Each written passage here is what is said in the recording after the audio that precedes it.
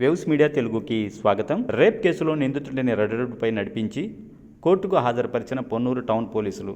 Ponnuru town police station పరిధిలో ఒక కాలనీలో నివాసం ఉంటున్న మహిళపై జరిగిన ఘోర అత్యాచార నేరానికి సంబంధించి నిందితుడిని అరెస్ట్ చేసి చట్టపరమైన చర్యలు చేపట్టినట్టు పొన్నూరు టౌన్ పోలీసులు తెలిపారు. ఈ సందర్భంగా చట్ట వ్యతిరేక మరియు అసాంఘిక కార్యకలాపాలకు పాల్పడే వారిపై కఠిన చర్యలు తప్పవని పొన్నూరు టౌన్ సిఐ వీరానాయక్ హెచ్చరించారు.